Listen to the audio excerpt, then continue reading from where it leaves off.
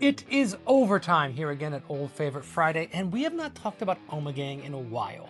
I've done pretty much every Ommegang beer that I have regularly available to me down in Florida that has been around for over 10 years, but I haven't done Rosetta, which is a Kriek-style beer. It's a sour beer with cherries. The base of it's an Oud Bruin.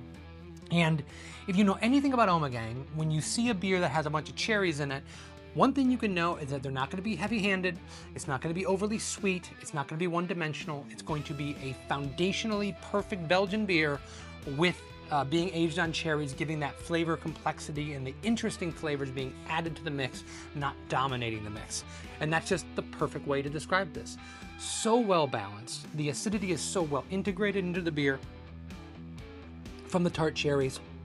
I'm still getting some of that funkiness of the Oud Bruin.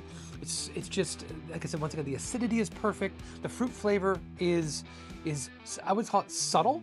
And if you're seeing this and you're seeing the cherries on the label, you might think, oh, this is gonna be cherry juice, or you might be looking forward to that. But the cherry is there, and it is just beautiful. I love an Oud Bruin. It's a classic style of beer that just doesn't get a lot of love here in the United States. It's a style of beer that years and years ago, people getting into the craft beer industry would have tried to try as many of those classic styles as possible, but I think it's fallen out of favor. But this is just like dark, deep. There's little hints of caramel and toffee in here. It's earthy, but still just really bright and refreshing because you add in that tart cherry juice to the mix.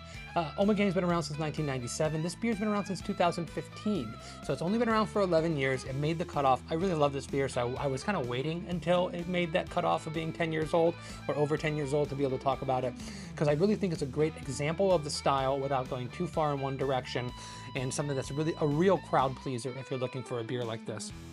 Only 5.6% alcohol, so it's really drinkable.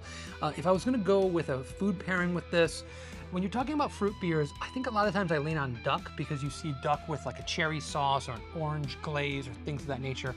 I'm gonna go with duck, and I'm gonna go with a port wine demi-glaze sauce. I actually went to have dinner on my anniversary recently and had duck in a port wine demi, and I just thought this would be perfect. The tartness balancing out some of the umami flavors, the richness of the actual base beer, having that deep brown caramelized color and flavors goes so well with a nice Maillard on a duck when you're doing a proper roasting. And I just think it would be perfect. I think it would go really, really well together. In general, Ommegang, you can't go wrong. Anything you have from them, it's going to be good. But if you're looking to get into this kind of Kriek style, this fruit beer style, this is a really, really great introduction because you can see complexity and flavor and just with masters of understanding how to do Belgian beer. Thank you guys very much as always. Please poke around on our channel, like and subscribe, and look at all the other incredible beers from amazing American breweries and breweries all over the world that we're featuring because we don't think they get enough love. We'll see you next time. Cheers.